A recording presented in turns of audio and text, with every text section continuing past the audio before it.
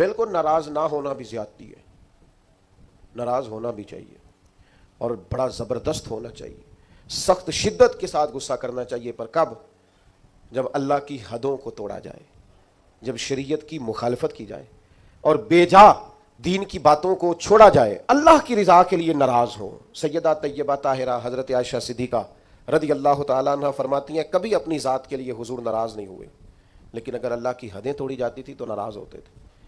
چاہیے نا والد کو کہ بیٹا جان بوجھ کے نماز چھوڑ دے تو ناراض ہو، بیٹی پردہ نہ کرے تو ناراض ہو، چاہیے نا اسے کہ اگر اس کے گھر کے اندر کوئی غیر شرعی کام ہو رہا ہو تو وہ ناراضگی کا اظہار کرے، حکمت کے ساتھ سمجھائے، دانائی کے ساتھ تبدیل کرنے کی پوری کوشش کرے۔ آپ کا دل اس وقت پوری طور پر ناراض ہو جب آپ شریعت کی مخالفت ہوتے ہوئے دیکھیں۔ 10,000 گم ہونے پر تو جس کا دل پریشان ہوتا ہے، لیکن نماز ظہر قضا ہونے پر جسے کوئی اثر نہیں ہوتا، جو چند منٹ، آدھا گھنٹہ، پونا گھنٹہ نوکری سے لیٹ ہو تو احساس پیدا ہوتا ہے، لیکن کئی دن بیت گئے فجر نہیں پڑی، کتنے دن گزر گئے سویرے اللہ کی بارگاہ میں نہیں اٹھا، توجہ نہیں ہوتی۔ 2 حدیثیں اکٹھی عرض کرنے لگا ہوں، آپ نے ان دونوں روایات پر غور کرنا ہے۔ ایک قاضی اجاز رحمۃ اللہ علیہ نے شفا شریف میں لکھی اور ایک امام احمد بن حنبل نے اپنی مسند میں نقل فرمائی۔ صحابہ فرماتے ہیں غزوہ احد کے موقع پر ہم نے نبی پاک علیہ السلام کے رخ زیبا پر خون بہتا ہوا دیکھا، کفار نے سنگ باری کی، تکلیف دی حضور کو، مقدس رخساروں پر خون بہا۔ ہم نے عرض کی یا رسول اللہ دعا کرے نا یہ برباد ہو جائے۔ نبی پاک علیہ السلام نے فرمایا مجھے لان تان کرنے والا نہیں بنا کے بھیجا گیا، مجھے رحمت بنا کے بھیجا گیا۔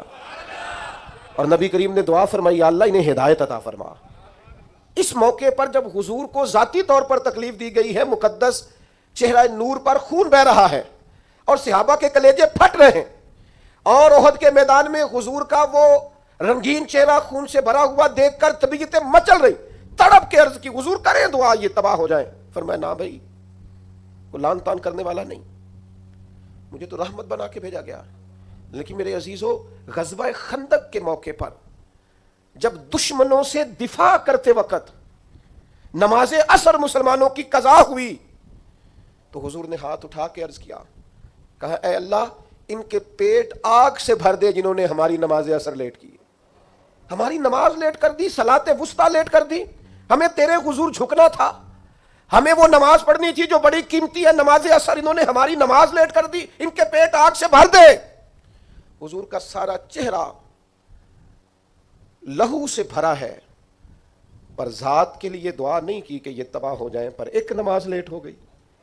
صحابہ کی عصر قضا ہوئی تو کریم نے ہاتھ اٹھا کے کہا یا اللہ بھر ان کے پیٹ آگ سے۔ او سنگیو، آؤ یارو اپنا اخلاق تو دیکھیں، میری بھی فجر قضا ہے، میرے پتر کی بھی قضا ہے، میری جوان بیٹی بھی جم کے سو رہی، کبھی ماتھے پر شکن تک نہیں آئی، لیکن میری روٹی لیٹ ہو جاتی ہے تو میں سارا گھر سر پہ اٹھا لیتا ہوں، زمین آسمان ایک کر دیتا ہوں۔